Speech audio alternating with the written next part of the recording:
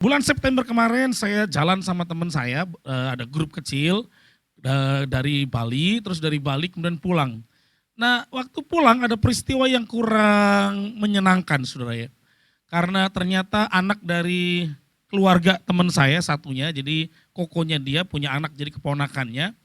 Ternyata malam itu, jadi tadinya anak ini sebenarnya tidak mau ikut gitu ya, tidak mau ikut tapi diajak sama temennya. Diajak pergi, dia udah paksa, enggak saya enggak mau ikut. Dia telepon berkali, ayolah, ayolah kita party dikit lah party.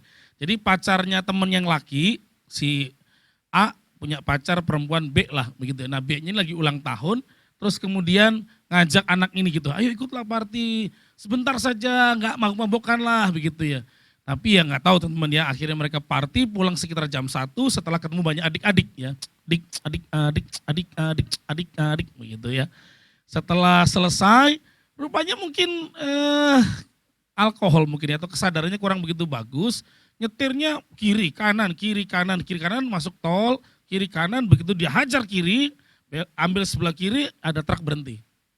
Jadi akhirnya BMW yang mereka pakai yang harusnya safety-nya bagus banget, ternyata bagian sebelah kiri, penumpang sebelah kiri, semuanya kehajar sama truk. Kanan aman. Yang kiri itu ada gadis itu, yang ulang tahun dan anak teman saya. Yang perempuan itu pakai seat belt, biasa kita di belakang nggak pakai seat belt, betul ya. Akhirnya yang perempuan koma, yang nyetir hidup. Ya cuman pusing sedikit aja tapi nggak kenapa-kenapa, yang belakang juga kenapa, cuman sebelah kiri nih.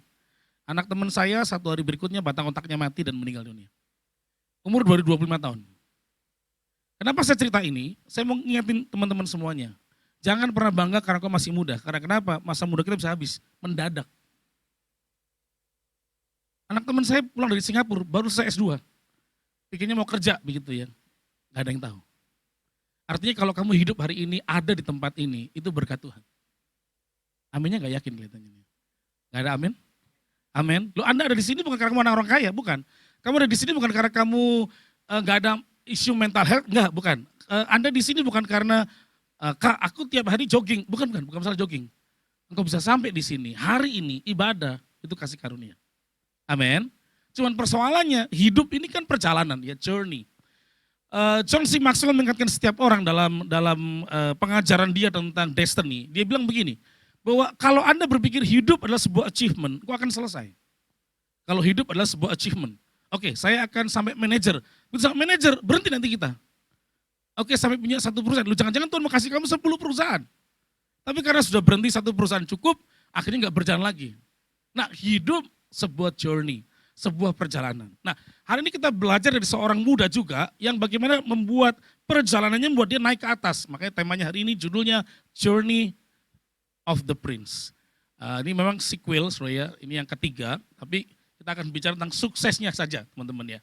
Nah, mari kita akan belajar dari kisah Kejadian pasal 39 ayat yang ke-5 sampai ayat yang ke-6. Betul nggak ya keluar? Pencet kanan. Kanan. Oh ya sudah. Ya. Kejadian 39 ayat 5 dan 6 kita baca bareng-bareng kemudian ya, bersama-sama bersuara 2, 3. Sejak ia memberikan kuasa dalam rumahnya. Minim sekali suaranya, ayo suara-suara ya. 2, 3. Sejak ia memberikan kuasa dalam rumahnya dan atas segala miliknya kepada Yusuf, Tuhan memberkati rumah orang Mesir itu karena Yusuf. Sehingga berkat Tuhan ada atas segala miliknya, baik yang di rumah maupun yang di ladang. Segala miliknya diserahkannya pada kekuasaan Yusuf dan dengan bantuan Yusuf ia tidak usah lagi mengatur selain dari makanannya sendiri. Adapun Yusuf itu, saya jadi dosen 15 tahun. Kalau Anda pengen mengingat sesuatu pelajaran dengan baik, maka bacalah dengan bersuara. Itu akan lebih terekam dengan baik. Jadi kalau Anda cuman, itu mudah dilupa. Makanya hari ini teman-teman kalau depan kita ngajak saudara bacalah. Gak susah sebenarnya. Yang sepakat katakan amin. Oh, haleluya. Aminnya juga nggak sepakat kelihatannya sepertinya ya. Oke, teman-teman ini cerita yang kamu masih tahu. Cerita yang Anda pasti tahu bagaimana Yusuf bisa naik ke atas. Tetapi yang kita akan belajar, ada 5C yang kita akan belajar. Pelajaran apa yang kita dapat dari kisah tentang orang muda ini. Pada usia 17 tahun akhirnya teraniaya, dibuang oleh saudaranya, pada usia 17 tahun dijatuhkan harga dirinya, pada usia 17 tahun isu mental health muncul sama dia. Tapi kenapa dia bisa berhasil luar biasa? Sementara kemarin kita dengar ada yang bunuh diri, dan kasus bunuh diri gak cuma sekali, ada banyak sebenarnya yang mengalami isu mental health, apalagi ketika menghadapi quarter life crisis, yang mereka umur 25-30 tahun juga menghadapi persoalan kemudian. Nah bagaimana itu bisa naik ke atas pelajarannya? Nah teman-teman yang kasih Tuhan Yesus, pertama, pelajaran buat Anda dengan saya, hidup ini, listen to me, hidup ini selalu ada yang namanya challenging time. Hidup ini selalu ada masa sulitnya. Masa yang menantang untuk Anda maju atau berhenti. Masa untuk Anda makin bangkit atau stuck. Saya lahir dari orang tua yang bercerai. Dan dari perceraian orang tua saya, SMA itu challenging time. Karena kenapa? Gak mungkin bisa kuliah, gak mungkin bisa maju. Karena kenapa? Gak ada uang buat kuliah. Saya enggak tahu teman-teman. Ada orang-orang challenging time-nya beda. Situasi hidupnya bisa beda. Tapi pelajarannya, hidupmu gak selalu rata. Tuhan tidak pernah janji, langit selalu biru, jalan selalu rata. Amin. Gak pernah janji. Selalu akan ada persoalan. Dan yang paling tidak menyenangkan, persoalan selalu datang dari orang terdekat. Kalau orang yang jauh, pasang status, ngomongin kamu, aman hidup kita. Karena kita gak dekat sama dia. Tapi kalau mantan yang melakukan, yang dulu ku petik bintang untuk kau simpan, dan ada yang lain di matamu kulihat. Tetapi ternyata pergilah kasih, kejarlah selingkuhanmu. Mulai persoalan hati kita. Jadi pasang status. Ternyata sekarang aku lebih bagus lo daripada yang dulu. Wah kena kesel. Lu pikir gue enak sama lu dulu. Marah. Atau mungkin orang tua di rumah saudara mulai banding-bandingin. Itu juga masa-masa sulit dalam hidup kita. Kalau anaknya dokter, usahanya bagus, jadi pengusaha, maka dia jadi anak emas. Karena bisa ngasih duit sama orang tua. Begitu anak emas, perak perunggu, tanah liat, tembaga, besi karatan. Urutan. Dan kita ngerasa, saya tinggal di rumah tangga yang salah. Teman-teman, percayalah. Hidup itu journey, perjalanan. Dan dalam perjalanan hidupmu akan ada masa-masa yang sulit, masa yang menantang. Yusuf gak pernah berpikir sekalipun, Anda dan saya tahu ceritanya karena membaca. Yusuf tidak pernah tergambar dalam otaknya bahwa cara untuk naik harus dijatuhkan paling jatuh. Hari itu kalau Anda tahu menjadi budak bukanlah cara yang mudah karena budak tidak punya hidup. Budak tidak punya pilihan. Budak tidak punya kesempatan untuk hidupnya sendiri karena hidupnya harus buat tuannya. Yusuf gak ada peluang sama sekali. Sama sekali gak ada peluang. 0% peluangnya harusnya. Ada dua cara orang jadi budak. Satu jadi tawanan, itu gak akan pernah keluar. Yang kedua budak karena hutang, itu bisa keluar. Yusuf gak termasuk dua-duanya, tetap gak bisa keluar. Karena kenapa? Dia sudah dibeli. Gak ada orang bayar hidupnya. Jadi kemungkinan lolos gak mungkin orang ini. Dan mungkin saudara juga sama, yang kerja di kantor. Minggu ini vendormu gak kasih barang bagus. Dan itu jadi challenging time. Aduh, kenapa di vendor biasanya kasih barang bagus, minggu ini kenapa buruk sekali barang dia? Atau mungkin tim kerjamu hari ini gak begitu bagus kerjanya. Dulu-dulu kayaknya mereka oke-oke aja tuh, diajak jalan oke, hari ini kok kenapa gak kerja bagus ya? Akan ada masa yang namanya challenging, masa yang menantang saudara, masa yang sulit. Pelajaran yang kedua, kalau kita lihat di Yusuf adalah tetaplah kalem. Jangan ngambek dulu, jangan marah dulu, jangan baper dulu jadi orang Kristen. Kalem, tenang dulu.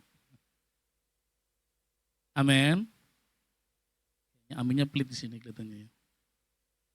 Teman-teman dikasih Tuhan Yesus, berapa banyak di antara kita karena emosi, keputusan selalu salah.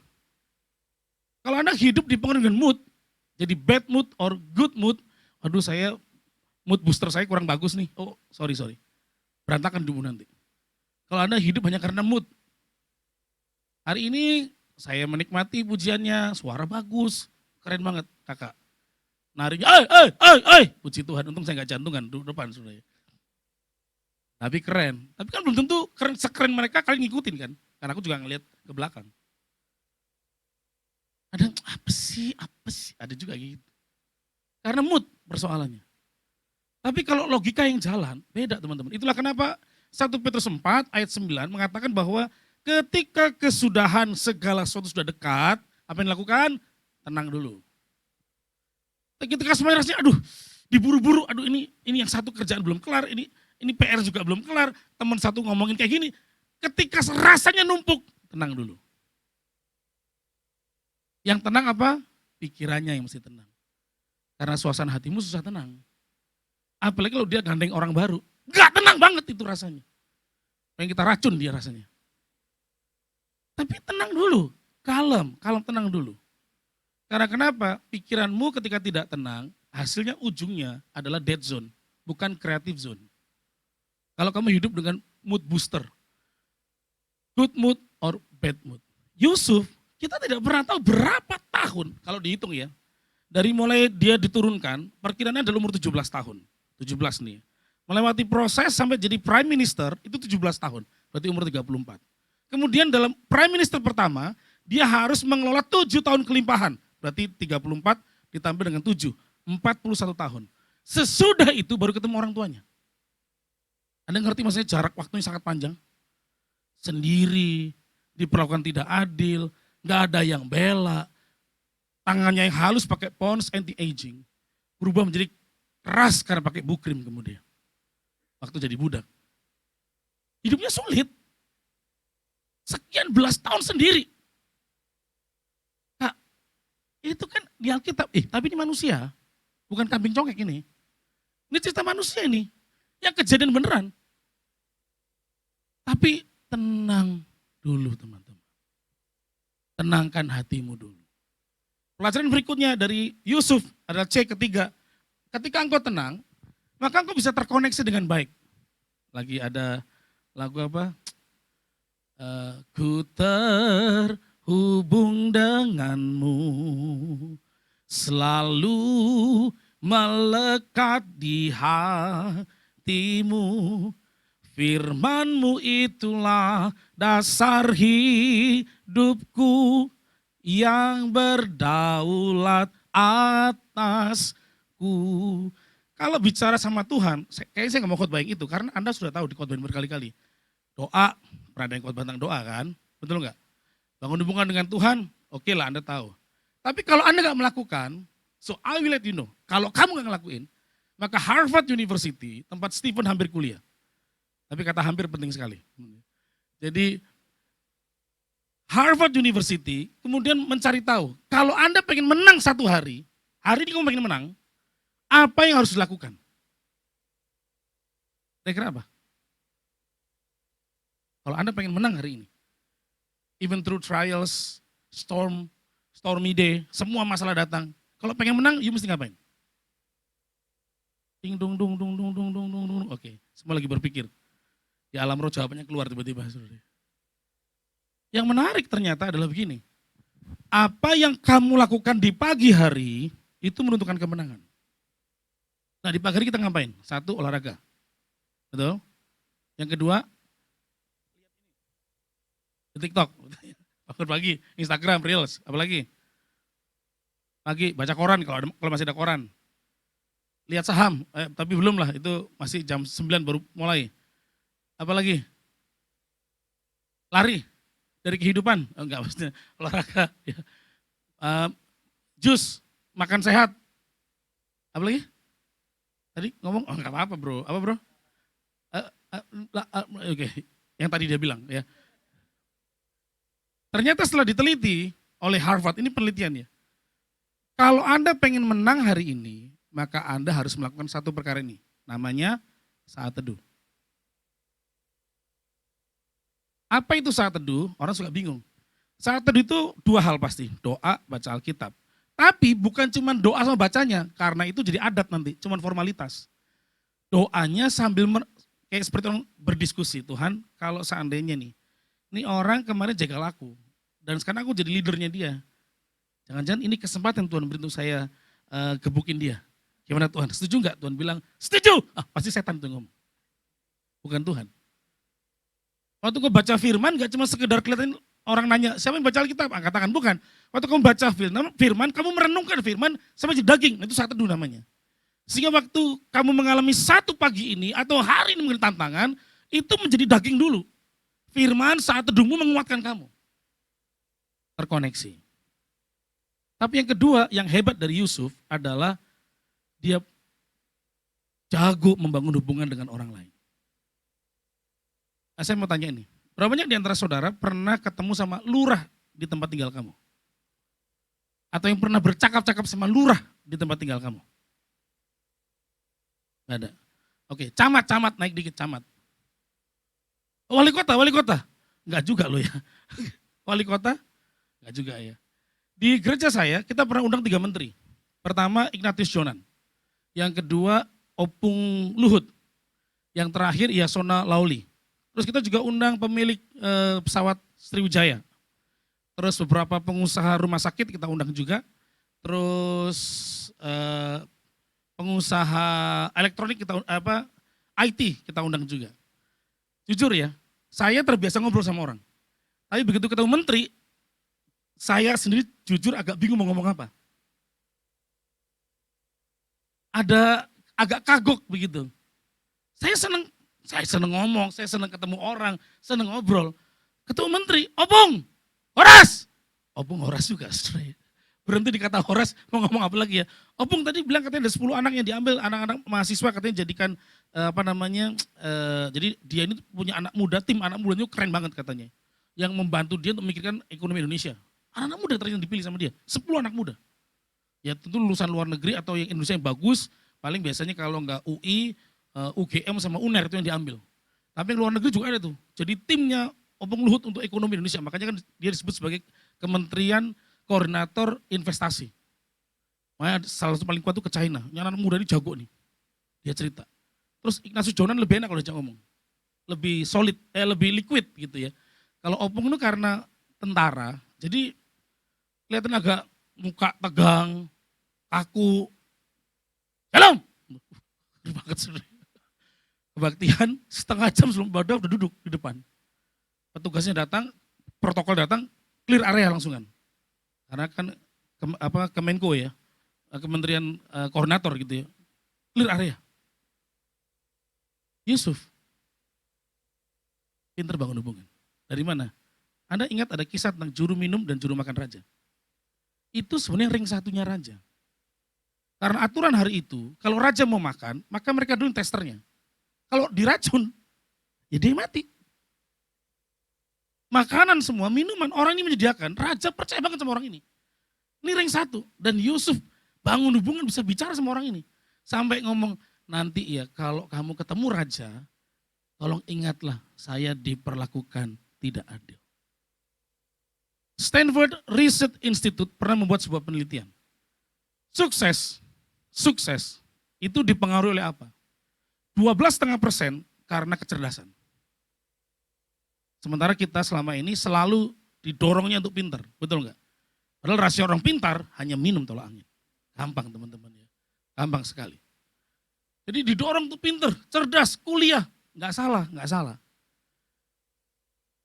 Saya punya anak 3 teman-teman ya, yang cewek Tasya kuliah semester akhir, Devon kelas 2 SMA, adiknya paling kecil kelas 5. 2 anak ini, 1 dan 2, itu kompetitif banget. Pokoknya kalau temennya juara 1, dia juara 2, dia kejar gimana caranya semester depan dia juara 1. Jadi ubur-uburan pokoknya, kompetitif. Sampai akhirnya nama Devon terpampang di spanduknya sekolah, termasuk gelombang orang-orang pintar yang disebutkan. Jadi adiknya pengen gini, Papi, aku pengen kayak Koko, Pi, ditulis di situ. Dan puji Tuhan kemarin saya dipanggil sama gurunya, terima rapot. 3 warna merah. Tapi anak saya mimpinya kayak Koko, dipasang fotonya orang termasuk golongan orang pintar. Wah saya shock teman-teman. Saya sudah doain tiap malam dalam pintar, cerdas, hebat, urapan. 4 matematika. Sementara KKM 70, jauh banget itu. Bahasa Indonesia, KKM 75 dapat 72. IPS KKM 73 dapat 70, tetap kurang juga. Tapi yang 2 masih gak masalah, matematika. Tasya dengan Devon matematika hajar terus. Begitu adiknya ini, soal ngerti diganti bacaannya. Istilahnya isi soalnya dirubah dikit aja, stres langsung. Dan kalau saya ngajar sama dia, itu pakai acara drama Korea. Papi, aduh, aigo, cinta. Pakai cara nangis sama dia. Tapi kita harus cerdas, harus pintar. Jangan jadi orang bodoh. Tapi ternyata pintar hanya 12,5%.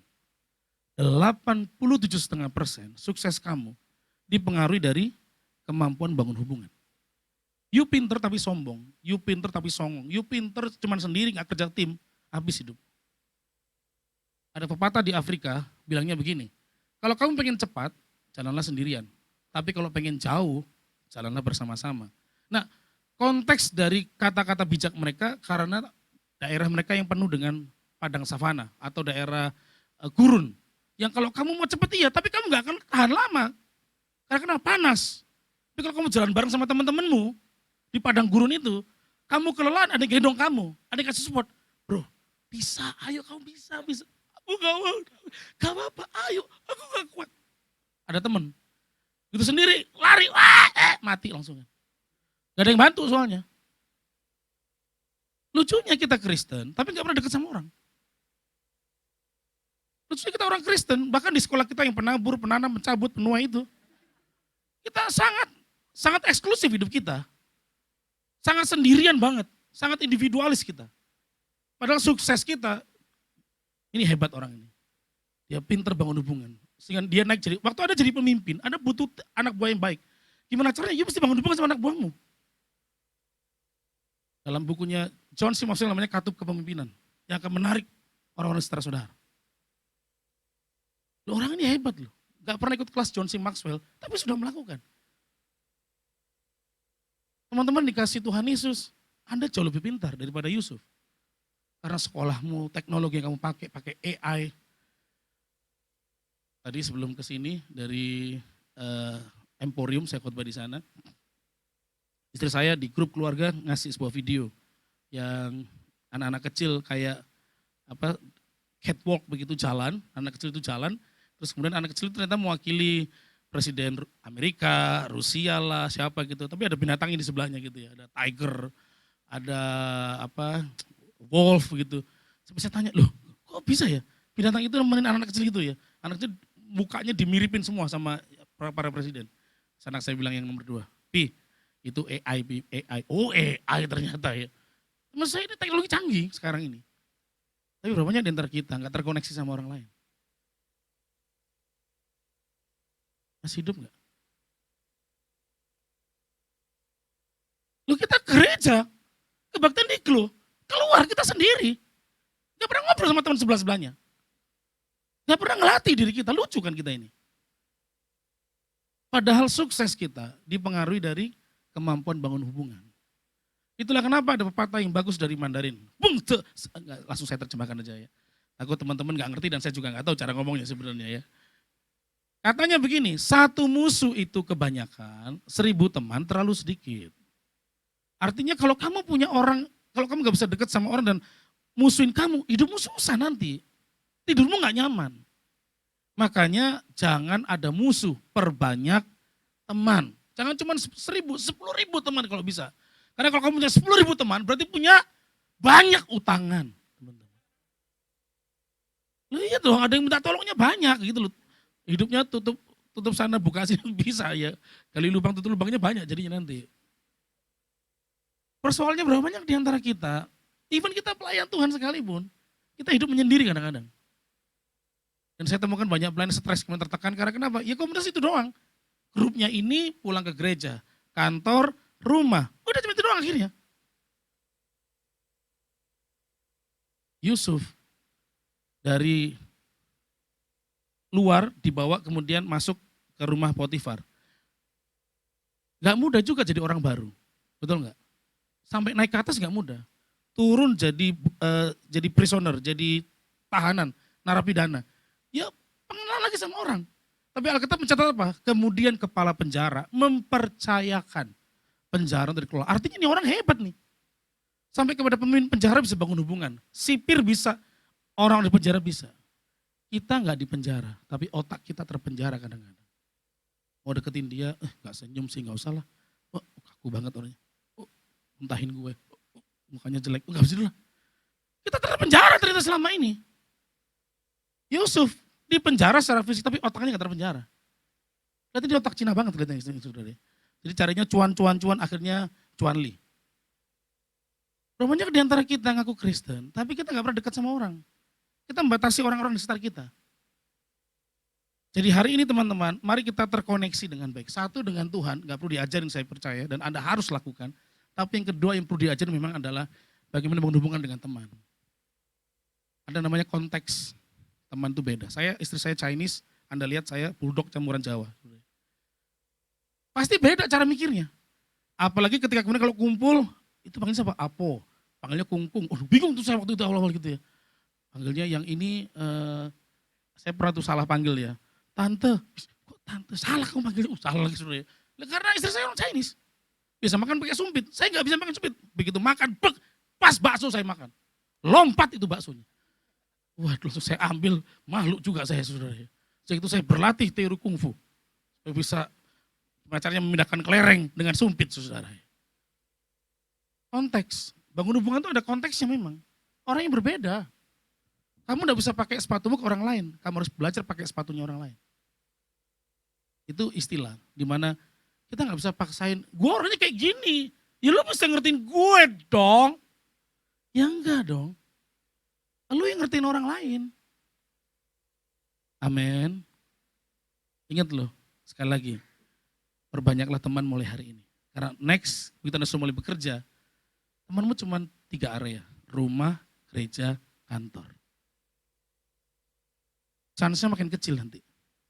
Project makin kecil. Karena kenapa? Teman-teman alumnimu gak pernah ketemu sama saudara, lalu dia jadi pengusaha hebat, jadi ASN, dia pegang project untuk pemerintah. Loh, sebetulnya kalau kita kenal dia kasih project ke kita.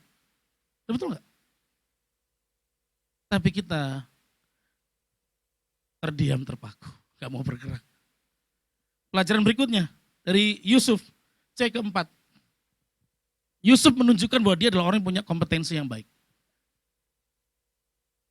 Teman-teman, saya percaya doa kita adalah Tuhan, saya pengen naik dan tidak menjadi turun. Betul? Jadi kepala dan bukan jadi ekor. Amin. Berarti kalau Anda naik dan menjadi kepala, Anda punya fasilitas. Kau akan jadi orang kaya, semua orang memanggilmu bos eksekutif, toko papan atas segalanya, asik. Oh, kaya kita, diberkati, iya. Doa kita nggak salah, kelakuan kita yang salah. Loh, Anda harus jadi orang Kristen yang kalau di satu tempat, gak ada yang lain, cuma kamu yang bisa. Harus kayak gitu. Berarti harus ada skill, harus ada knowledge, pengetahuan, harus ada pengembangan ability atau attitude yang baik. Harus ada itu. Sampai hari ini terakhir saya masih ikut kelasnya John C. Maxwell yang ternyata sudah saya ikuti dengan teman-teman Malaysia pada saat pandemi tahun 2021. Baru tahun ini ikut lagi. Saya udah pernah ini sebenarnya, tapi ternyata betul, tidak apa-apa lah, ikutnya diingatkan, reminder, tapi yang kedua saya punya teman baru lagi di kelas itu. Bisa terkoneksi lagi, bisa dagang lagi, usaha lagi, penelitian ada kan penelitian yang buka usaha, jadi kita bisa terkoneksi dengan usaha kita. Loh, kenapa jadi malu? Teman-teman, Yusuf kompetensi luar biasa. Perhatikan baik-baik, waktu seseorang jadi budak, dia tidak langsung masuk rumah. Kecuali dia tawanan perang, maka dia ada kualifikasi namanya, tawanan perang. Misalkan, oh ini si jenderal, berarti bisa ngatur. Oh ini dulu akuntan negara atau bendahara negara, oh langsung taruhnya di keuangan, kan begitu. Tapi kalau tidak diketahui, dia harus dari luar dulu, ladang.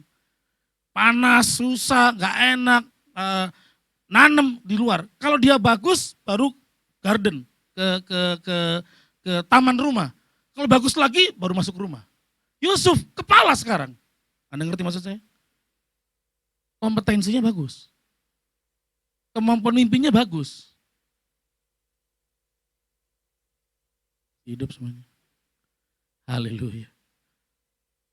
Lu saudara pengen naik, betul, gak salah. Pengen sukses boleh. Tapi perbanyak pengetahuan dong.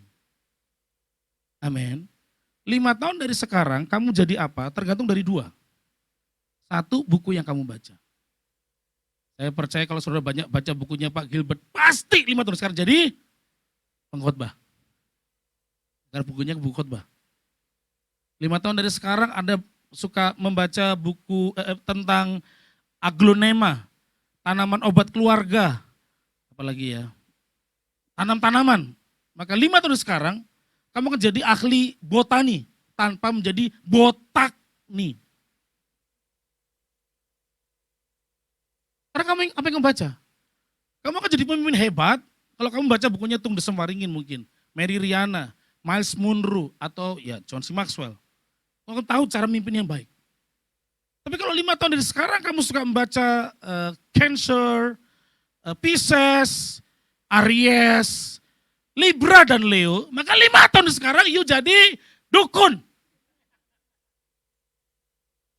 Nah, begitu ketemu orang tanggal berapa lahirnya bro? 24 Maret, 24 Maret Aries bro kayaknya. Hati-hati orang ketiga kalau percintaan, ekonomi, boros, miskin. Ya iya, lu boros pasti miskin. 5 tahun dari sekarang, yuk gak baca apa-apa. Terus doa Tuhan, naikkan aku, ya susah. Karena orang kompetensi itu punya knowledge bagus. Skill. Nanti teman-teman perhatikan ya, berapa banyak dari saudara yang masuk quarter life, 25-30. 25-30. Oke, 1, 2, 3, angkat tangan. Takut banget ya. Sedikit banget, yang lainnya 40. Oh enggak, yang lainnya lebih muda, kamu lebih muda ya. Oke. Yang di bawah 20? Tolong jangan angkat tangan. Yang di bawah 20? Di bawah 20? Kamu di bawah 20? Di bawah 20 usianya? Oh 20 ya. Gue kaget gue. Oh ya. Oh ya. Oke. Gue mesti tenang, gue mesti sabar. Oke. Sabar ya. Nah kalau Anda yang 25-30, biasanya kita ini suka pindah-pindah kantor. Nyaman gak nyaman 2 tahun pindah, betul gak? 3 tahun kurang bagus, cari yang bagus lagi duitnya, betul gak? Posisi oke, enggak, aduh culture-nya kurang bagus, pindah gitu.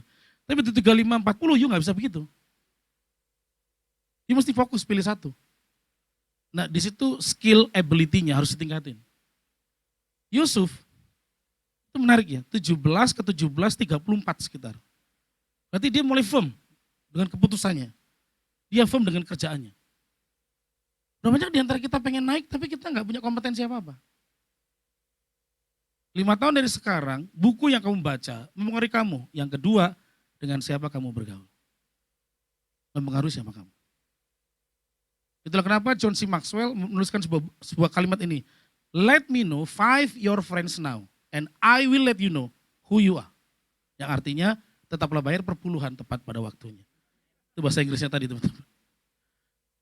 Kan suka-suka gue yang khotbah bos. Betul kan?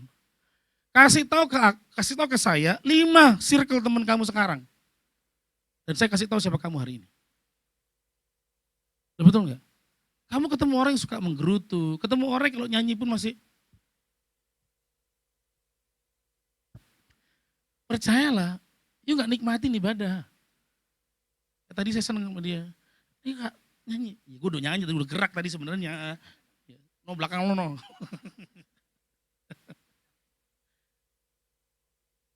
Lima temanmu penting. Temanmu yang selalu bicara tentang orang lain, bicara orang lain gibah, maka dia akan menjadi true gossiper. Karena ilmu gibah keluar. Lucifer, itu mungkin juga Lucifer. Berapa banyak di antara kita, teman-teman kita persoalan kemudian. Saya kan Pak Gilbert sudah lama menggembalakan. Saya baru belajar menggembalakan gara-gara pandemi sebenarnya. Setelah bikin online, kelas online, ada teman-teman dari Malaysia, Jepang, Amerika, join begitu ya. Akhirnya bikin teman-teman, ayo kita bikin gereja, bikin gereja lah. Baru 2 tahun. Memulai pelayanan dari online, saya agak cepat ceritanya teman-teman ya. Di Kelapa Gading, tadinya mau di Arta Gading, pindah ke mall yang namanya KTC. KTC itu mall yang mati teman-teman. Kalau Arta Gading itu waktu doa Tuhan kasih hikmat. Dengan square yang segini ruangannya, gak gede. Tapi Tuhan kasih hikmat, Senin you baca tanda tangan. Karena saya punya kemauan baca tanda tangan. Yang kedua, baca tulisan tangan. Yang ketiga, baca karakter. Kalau saudara belajar tentang kolerik, sanguin, MBTI begitu ya. Atau saya punya teori yang berbeda tapi mirip lah kayak gitu. Terus konseling keluarga, terus Jumatnya kebaktian. Sabtu doa, Minggu ada gambaran lah. Kalau mall, kan rata-rata orang sudah datang. Betul nggak? Kemungkinan orang terjaring itu lebih gampang. Tapi kalau mall KTC, hanya setan yang ada di sana. Saking sepinya. Cuma ada 20 tenan. Dari lantai basement sampai lantai 5. Kalau mau uji nyali, tidurlah di sana. Orang kami di gereja saja, saudara. Saya pernah, aduh itu kurang ajar juga ya. OB ngunci gembalanya, saudara.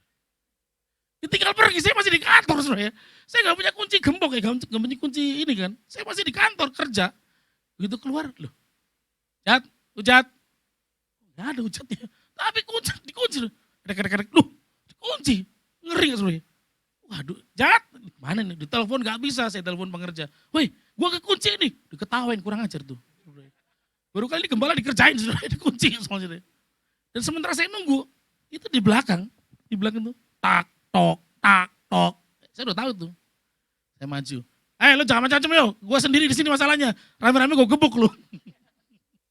Di belakang tuh tak, tok, setannya begitu. Memulai rintisan dengan 55 orang. 55. Cuman teman-teman online agak syok. Karena kenapa di KTC, bukan di Arta Gading. Yang one stop shopping lah. You liburan, you makan, you belanja, you ketemu teman. Kebaktian sekalian, ngajak anak jadi enak. Ini KTC bingung mau ngapain. Dari 55 orang, minggu depan saya khotbah ke tempat lain. Istri saya bilang, you tahu gak hari ini berapa yang datang? Berapa sayang? 12. Yuk. Dari 55 orang tinggal 12. Sementara harus bayar 160 juta per bulan operasionalnya. Tapi sekarang 200-an dalam 2 tahun. Kenapa? Saya belajar bergaul dengan pendeta yang punya 1.000 jemaat, 2.000 jemaat. Supaya tahu cara kamu gimana mengembangkannya. Loh kalau ngikutin cuma 12, saya berhenti loh. Karena kita 3.000 meter square. Gede. Duitnya gak ada. Tapi belajar ketika ketemu mereka, gak apa-apa Aim. Saya dipanggilnya Aim misalnya. Aim maju aja, Tuhan tolong. Coba kamu lakukan ini. Belajar tuh. Dengan siapa kamu bergaul? Kompetensimu akan naik. Dan doa saya, bukan seperti ini saja. Tuhan, apa yang saya pegang diberkati. Bisnis saya diberkati. Rumah saya diberkati. Saya nggak mau doa seperti itu. Saya mau seperti Yusuf. Dimanapun kamu berada, tempat itu diberkati. Itu jauh lebih hebat. Dimanapun kamu ditaruh di kantor, kantor itu diberkati gara-gara kamu. Amin. Di mana kamu sekolah, sekolah itu diberkati karena ada kamu di sana. Bukan cuma dirimu yang diberkati. Perhatikan kata-kata Yusuf tadi itu. Dan sejak Yusuf memegang kendali rumah Potifar, rumah itu diberkati. Jadi gak cuma Yusufnya, rumah orang itu diberkati. Dan itu doa saya buat saudara hari ini. Tapi yang terakhir, pelajaran dari Yusuf adalah sehebat-hebatnya kamu, secanggih-canggihnya kemampuan saudara, tapi ingat baik-baik, Anda harus punya good character. Karakter dalam bahasa Alkitab menggunakan Galatia 5, 22, 23, yaitu buah roh. Bagaimana buah roh bisa terjadi? Satu karena Roh Kudus, tapi kedua karena dilatih. Kemampuan membuat Anda naik ke atas, Yusuf. Tapi good character membuat Anda bertahan di atas. Dari mana kita tahu Yusuf punya karakter yang baik? Adalah ketika dia tidak pernah tercatat di Alkitab, membalas semua orang yang pernah melukai dia. Baik dari mulai jadi perbudakan, rumah Potifar sampai penjara, gak ada kisahnya. Pengampunan yang turun. Betul enggak? Yang berikutnya kepada kakak-kakaknya. Begitu sadar, aduh adik saya jadi pemimpin nih, waduh mati kita. Penjara sih masih oke, dia bisa bunuh kita. Semua kakaknya datang, Dek, kami salah. Kami gak layak jadi saudara kamu, jadiin budak saja, gak apa-apa. Yang penting hidup. Tapi apa kata dia? Enggak kak. Apa yang kamu reka-rekan sebagai kejahatan, dibuat Tuhan sebagai kebaikan. Dan hari ini, kamu dan seluruh anakmu makan satu meja dengan saya. Artinya diangkat jadi bangsawan. Itu kalau bukan good character, nggak bisa. Orang marah, dendam bisa sambil nyanyi masih dibawa kok. Benci sambil nyanyi masih dibawa kok di sini. Luka masih dibawa juga. Yusuf, karakternya luar biasa. Nah, bagaimana karakter bisa terjadi? Berdasarkan kitab Galatia 5, 22, 23. Kasih karena Roh Kudus betul. Tapi kalau nggak ada tindakan, itu persoalan. Nah, karakter terjadi karena gini. Pertama, what do you think? Itu pertama dulu. Kalau Anda pikir mengasihi, kemurahan hati, kebaikan, penguasaan diri itu penting, maka what do you believe? Apa yang kau pikirkan, believe, percaya. What do you believe, what do you act, kau lakukan. Kalau kau lakukan tiap hari sampai 60-90 hari, itu namanya habit. Kalau kamu lakukan terus setiap hari setahun, baru nanti jadi karakter. Contoh, karakter orang yang murah hati. Gak bisa karena hari ini mau Natal, kita mau bikin acara teman-teman ke TK atau ke panti asuhan, atau panti jompo, kita buat jadi kelas murah hati, penuh kasih. Enggak, itu palsu juga Mas Ian. Belum teruji, karena baru ada kejadian, Anda baru mengasihi. Nangkep maksud saya, saudara? Nangkep ya? Karakter itu harus dilatih, terus. Sukacita, berarti kan kamu harus orang yang suka senyum. Betul nggak? Lu senyum tuh gak gampang kadang-kadang.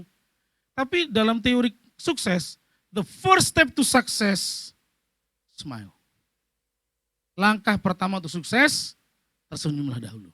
Karena kenapa? Waktu kamu tersenyum, kamu sedang kasih tahu orang, saya bisa dideketin.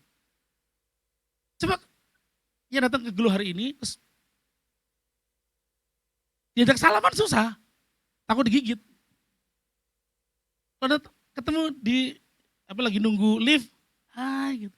Oh iya, enak, hai. Tuhan Yesus, cabut nyawanya. Kalau bisa jangan satu kabin, angkat dia. Kesel kita. Dan uniknya, kalau kamu tersenyum, 16 otot naik. Bikin awet muda. Kalau kamu cemberut, suka marah, itu 67 otot turun. Meskipun pakai anti-aging, tetap lu turun juga. You umur 24, muka you 42. Tetap beban hidup. Tapi kalau you banyak senyum, ya tapi jangan 24 jam. Itu juga persoalan kalau 24 jam. Itu penyakit namanya teman-teman gitu ya. Ya you gampang ketemu, gimana kak, gimana deh, gimana, seneng banget loh. Kak thank you ya pelayannya, hari ini keren banget nyanyinya, semangat nariknya, hai, aduh keren banget gitu. Bagus banget loh, enak, seneng banget aku. Anda orang yang gampang bergaul dengan orang lain. Dan kalau terus lakukan, kamu kerja dimanapun, orang nyaman sama kamu. Amin. Teman-teman, saya tidak tahu kelemahanmu hari ini, kesulitanmu hari ini apa. Tapi tulisan dari Randy Alcorn ini bagus. My weakness driver me to a greater depends on God. Everyone has weakness. Amin. Ingat ya, artinya tetap bayar perpuluhan teman-teman. Semua kita punya kelemahan, even saya juga punya kelemahan. Ketika menghadapi masalah, ada yang suka akhirnya ngambek. Kalau punya masalah, gak diajak ngomong sama orang, baper. Itu kan kelemahan.